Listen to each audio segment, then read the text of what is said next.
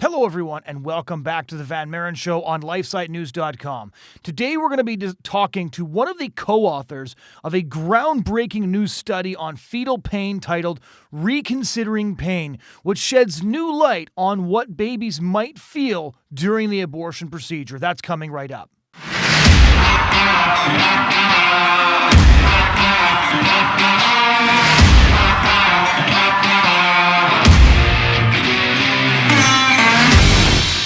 Hello, everyone. Welcome back to the Van Maren Show on LifeSiteNews.com. My name is Jonathon Van Maren, and today we're going to be talking to John C. Bockmann, who is the co-author of a major study recently published in the Journal of Medical Ethics called Reconsidering Fetal Pain. John is a PA in the military. He will soon be shipping out once again, but he took time to sit down with us and talk about this new groundbreaking study, how it exposes the lies and bad research of the pro-choice side, and what this all means for abortion. What does it mean that babies in the womb can probably feel horrifying pain, and what can we be sure of, and what can we not be sure of? So John was kind enough to join us for a conversation on his groundbreaking study, and I hope you find this information as helpful and as fascinating as I did. Let's start off by taking a look at this new study that you are the co-author of. Just tell us a bit first about your background and then what led you to this particular subject, the subject of fetal pain. Long and winding road, Jonathan. I started out being what I would call pro-choice long ago. I was raised in what's known as the Seventh-day Adventist Church, which is, pro-life, except in cases where they don't want to be. Right. And so I always thought that was pro-life, right? That's how they sold it.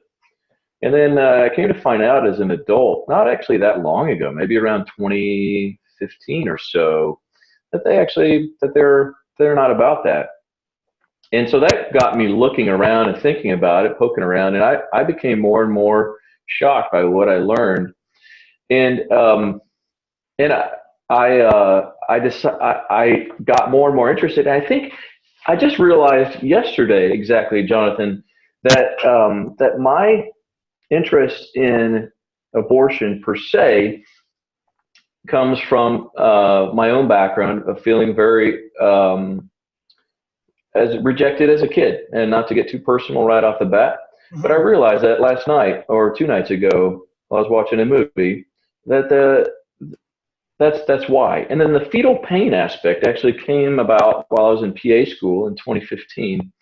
This was around about the time David Daleidon's videos on Planned Parenthood were coming out.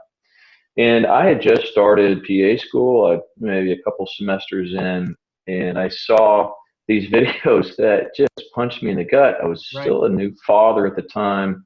I had 2 young girls, and it struck me that these fetuses, were clearly human. And around that time, all this fetal pain legislation was popping up, and I thought, if they can feel pain, it must be excruciating because they're torn limb from limb. And it was extremely disturbing to me.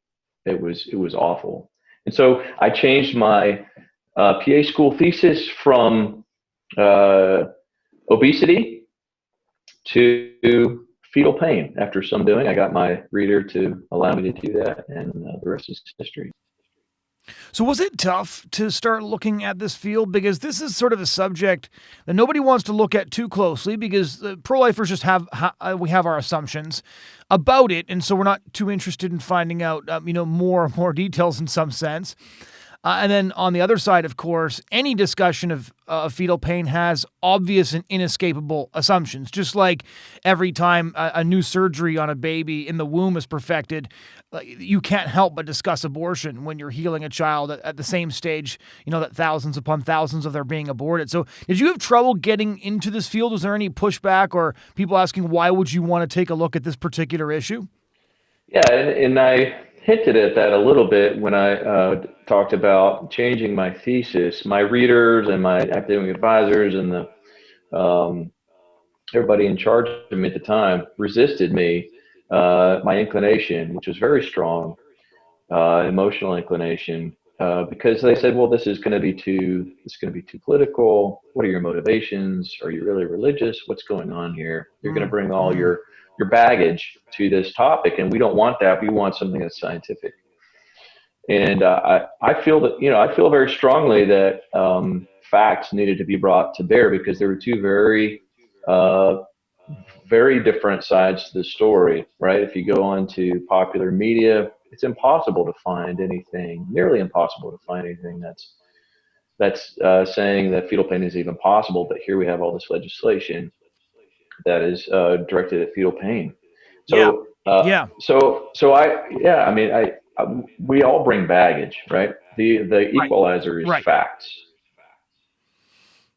So it's kind of interesting on that subject, because fetal pain, I think, is a very powerful way of looking at the abortion issue, simply because it highlights what abortion actually is. At the same time, like, I myself am not pro-life because a fetus can feel pain. I'm pro-life all the way through. I'm pro-life because the fetus is a unique, individual, living, whole human being, not because of some sort of characteristic or stage of development.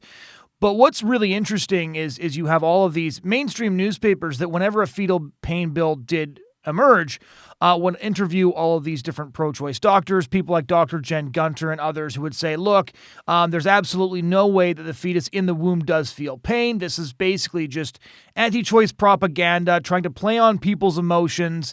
And so they admit that a discussion of fetal pain is a very powerful educational tool, and that it assists us in stigmatizing abortion as a procedure. But at the same time, they deny that any of the science provides us any evidence that the assertions put forward by, say, fetal pain legislation are true. So when you approached this topic, what did you expect to find? I didn't know, Jonathan, at first. I tried to approach it with an open mind. Very difficult, because it is highly charged, and I think I mentioned how emotionally it hit me just seeing David Daleidon's videos. But one site in particular kind of gave me an overview that there's maybe something more to this, and that is a website called Doctors on Fetal Pain, which you may be familiar with. If you're not, it's worth a look. Doctors on Fetal Pain. And it gave a lot of different quotes from scientific studies into the topic of fetal pain that indicated that, yes, there was probably something more to this. So I expected that there would, that I would read those reviews and studies and find out something, what the basis was for these fetal pain laws. And context is everything. So I realized politicization of this topic is unavoidable. So I wanted to know if there was anything there. I suspected there was, but I wasn't sure. And I was very much glad to have done it, because turns out there is something to the fetal pain legislation. Right. So, moving on to your study now, because I really want to break this down for all the listeners and the viewers, because it's very, very important, I think, in the age of disinformation, in an age when fake news is a very popular slogan, and in an age where I think abortion activists very successfully portray pro-lifers as anti-science and things like that. And all ironies aside, that is a successful tactic, and it's important we get our facts right. What were your findings in your paper, Reconsidering Fetal Pain?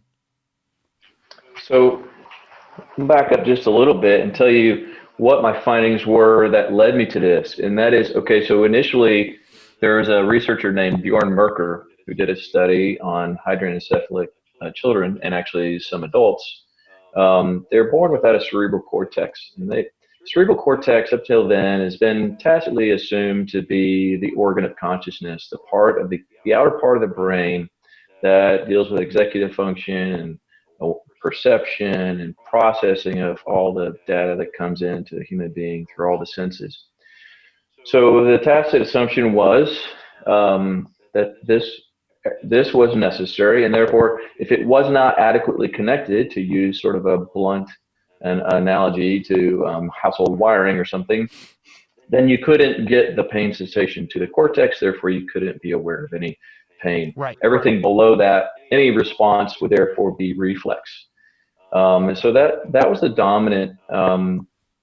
dominant theory or the dominant hypothesis in the field.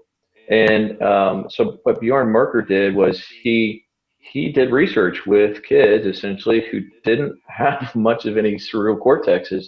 And yes, they were greatly diminished in their physical capacities, right? I mean, they weren't talking, thinking, feeling like you and I do, as far as we know.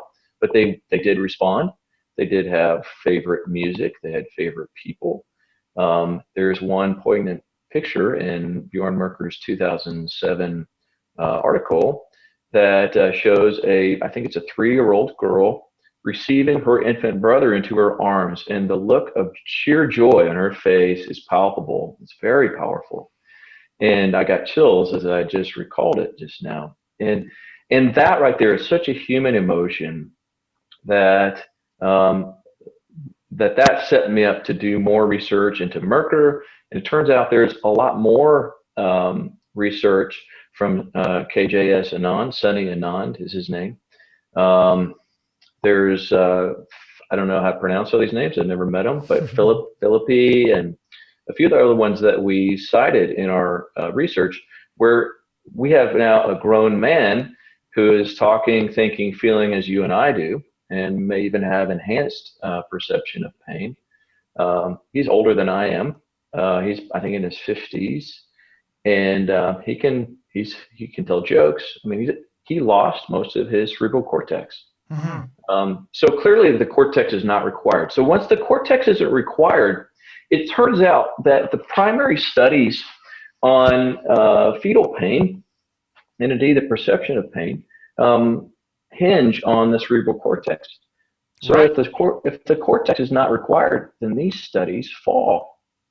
And as I began to look through JAMA 2005 with Lee and others, and Royal College of Obstetricians and Gynecologists 2010, it occurred to me that this is everything that they were basing their papers on. Right. So I contacted Stuart Derbyshire, who co-authored ARCOG 2010, what I call it, and I said, "Hey, what's up with this?" And that began our conversation. And he didn't buy into that all at once, but I was like, "Hey, listen, there's this line, and I don't know, I'm talking a lot, so interrupt if you want, but there's this line in the summary, the initial summary of ARCOG 2010, fetal awareness, and it says, as most neuroscientists believe the cortex is necessary for pain perception, it can be concluded that the fetus cannot experience pain in any sense prior to this gestation, 24 weeks. So I was like, Stuart, that's garbage. That means, as most neuroscientists believe or conclude that the cortex is necessary, therefore it can be concluded that they can't feel pain. That's just totally circular. And it's an appeal to popularity. It's nothing, and they don't even substantiate their appeal to popularity. This is a complete unscientific statement, and essentially everything that comes after that is just window dressing. And there's a lot that comes after that. It's a very involved study, but it all hinges on that one line. And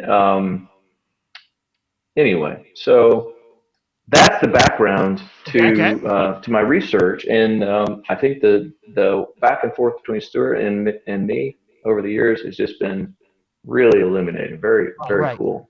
The coolest. So what were the key findings of your paper reconsidering fetal pain? Key findings are that we can be reasonably certain there's something to fetal pain before 24 weeks. It seems I don't want to put words in Stuart's mouth, and we were very cautious about this, right? But I feel reasonably certain that the fetus can feel pain 18 to 20 weeks. That's the realm in which they receive anesthesia for therapeutic fetal interventions. Right. Anyway, and furthermore, it's not impossible before that, even down to maybe 12, 13 weeks. Now it gets less and less certain. Does the fetus respond to touch? Yes. Does the fetus have nociceptors? Yes. Pain receptors, right? So yes. So what is the fetal experience at that gestation? Nobody can say, of course. You know, it down to the question like, what is it like to be a bat? What is it like to be a fetus? Nobody knows, but we can say that the fetus responds in every way as if he or she feels pain. And I think that's a morally significant fact that we dare not overlook. What are some of the misconceptions on either side, both pro-choice and pro-life, that you think your study really challenges? The misconceptions on pro-life or pro-choice side? Yes. That's your question? Well, I think the most obvious one that it confronts is the idea that there is no such thing as fetal pain, which is something that ARCOG 2010 basically came out and said. They were all over the map, to be quite honest. And I don't want to disrespect the authors, right? They're very learned, some probably far smarter than I am. Okay, so let's just put that out there. I respect them. Stuart Derbyshire is one of them, my co-author. So these are very smart, very accomplished people, but even they can make mistakes. And I think one of them was extrapolating from the lambs, fetal lambs, which they said were always asleep in utero, and therefore couldn't feel pain. They extrapolated from those to the human fetus. It's not clear that the lambs were even asleep and insensate to pain or other sensations. First of all, I think that's a pretty big assumption, and it's not borne out anywhere. It does seem to be kind of a magic bullet. So I think we can wipe that off the table as far as a hardcore, like a strong finding. I think that it's not reasonable to assume the fetus acts as if she feels pain. So then the other one is, can she feel pain before 24 weeks? And I think that assumption, and it is assumption, it's based on the idea that the cortex is required. I think both of those have to go away, at least in their present ossified form. I think they have to go away. On the other hand, and I thank you for asking about the pro-life side or the other side. And I think that we can't draw too firm a conclusion, especially at these early gestations, that the fetus actually can, capital C, capital A, capital N, feel pain at 13 weeks. I don't think that's necessarily so. And I think that we don't want to overstate, or I don't want us to overstate our case here. Right. And would you say that that's one of those things that we can't know? That whether or not the child can feel pain at 13 weeks is just something that's pretty impervious to any of our research? Frankly, Jonathan, yes. And that's not unique to the 13-week fetus by any means. That's true for animal pain. That's true for nonverbal humans, or is true for humans in diminished states of consciousness. And in my thesis in 2016, I brought up the idea of the Glasgow Coma Scale, which has some graduated scale for how conscious a human being is, including, they have a pediatric version as well. But I think that you just can't know. Every measure that we use is a surrogate measure. That is, it's not a direct measure. And frankly, Jonathan, even a verbal report, considered to be the gold standard for pain perception, is when the patient can tell you, yes, I feel this. It feels a 7 out of 10 pain. Well, guess what? In my line of work, I'm a PA in the Army, and I always go off of more than one sign. That is, if the patient tells me 7 out of 10 pain, that's great, and I will take that at face value, but I'll also seek to verify that with other signs, right? So it's a constellation of things. But we can't know. You're exactly right. There's just no way to know. But we can go by by a consilience of evidence, so to speak. Right. So what was the response to your study? So I saw it all over the place, but then again, I inhabit a very particular type of silo. So, my Twitter feed is filled with pro-lifers, and to be fair, I follow New York Times and Vox and all the lefties as well to ensure I'm getting both sides of it. But virtually every article that I saw coming out from the socially conservative side of the spectrum just said, basically, new study on fetal pain kind of confirms what we thought about fetal pain. I looked at your paper, I did a bunch of research of my own, and I thought, well, kind of what you said, which is yes, but you were more saying that the abortion activists were wrong rather than saying that pro-lifers specifically were right.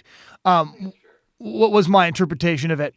What was the reaction to this from abortion supporters, or did they do what they do quite frequently when it comes to anything embryological, just ignore this entirely? Right. I kind of figured. Markedly the latter. Because listen, so I kind of view it as the stages of grief,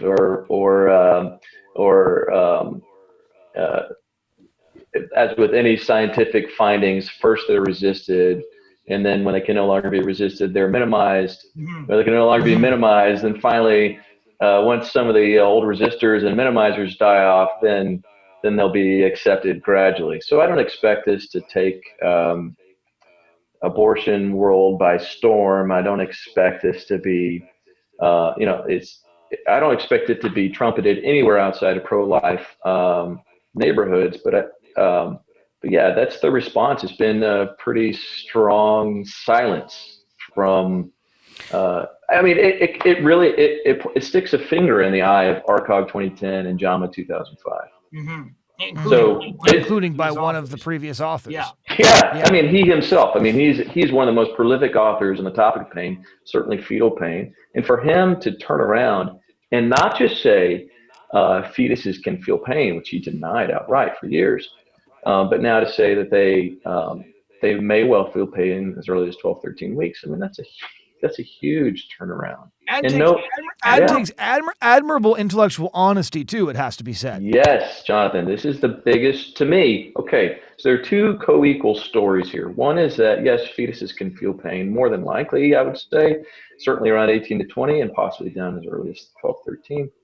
But that to me is not even the sole story here. An equally big story is the fact that Stuart Derbyshire, one of the primary proponents of no fetal pain, one of the co-authors of some of the major, one of the two major studies on this topic, has changed his perspective. That is incredibly courageous and honest.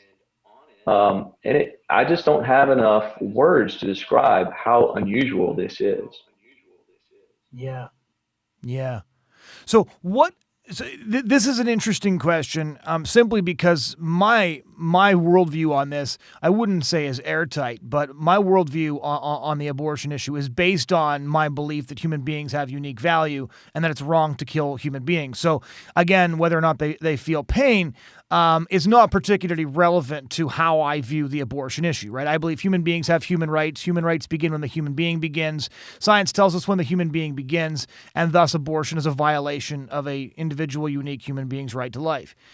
But there are moral implications to your paper, some of which were covered, and I believe it was the Daily Mail, one of the big UK papers, who did mention that your paper has moral implications because the abortion cutoff in the UK is 24 weeks.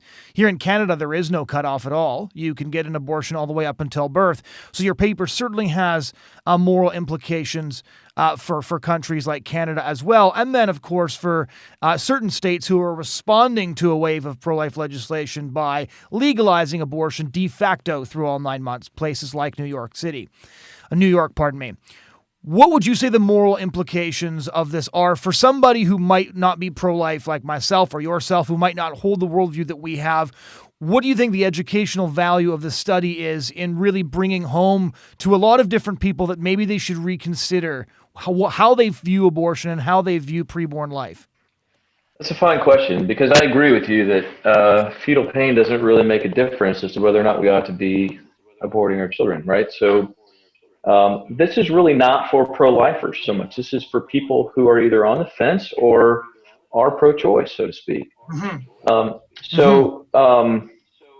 I think pain is the maybe not the, but it's certainly one of the primary universal languages. Everybody understands it. Right.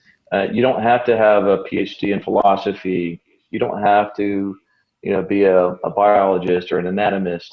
I mean, this is something that if you poke, what is it? Shylock said, "If you prick us, do we not bleed?" And in the old days, in the days of slavery, there was a medallion. Am I not a man? And a brother. And so I think that this draws upon a universal human experience, which is undeniable. Like we can intellectualize all sorts of things, which I think frankly, we've been guilty of doing, well, mostly these two papers that ours more or less assaults, guilty of intellectualizing pain when it's really not an intellectual experience at all. I mean, it's, form implies function. And if the nociceptors are in place early on, 12, 13 weeks, and they seem to be, then that form implies a function. Every other organ in the body, every other form, organ, structure in the body, its function arises with that structure. So why would pain be any different? And pain is one of the most primal responses to anything, arguably the primal response. I mean, it's protection. It elicits a protective response in the organism immediately, and it's down to the simplest amoeba. But the question is that morally significant in amoeba? I don't think so. But humans, it's not so easy to say that. Ray Pascal, a anesthesiologist down at Vanderbilt, who I got to work around a little bit while I was down there, he said, it's a human response. And this is from a New York Times article. He said when he was in a surgery, the surgeon, started to cut on the fetus, and the fetus lurched. And Dr. Pascal was appalled, and he dramatically increased the dose of anesthesia for that fetus. He said, as for his explanation, he said, I don't have to overthink this. Essentially, he's like, that's a very human response, and it's not right to do less than give that fetus this anesthesia. It's a very human response from a human being, which is really all I need to inform my pro-life worldview. Well, thank you so much for joining us and taking the time to talk about your research. And I really do appreciate the research that you did. I found it fascinating and I think a very important tool in the pro-life toolbox that we should all be using. I really appreciate you stepping out and asking me to join you. There's nothing I like so much as sharing about the things that I've learned over the last 3 or 4 years, 4 or 5 years, actually. It's been a great honor and pleasure, and I wish you the best. Ladies and gentlemen, that was my conversation with John Bockmann, the co-author of a groundbreaking new study on fetal pain. We really appreciate you joining us this week. We do hope you'll join us again next week. And in the meantime, if you want to check out Culture War updates, or if you want to check out past episodes of this podcast, you can head over to lifesitenews.com, click on the podcast tab, or simply take a look at a lot of the opinion commentary being uploaded every day. Again, thanks so much for joining us.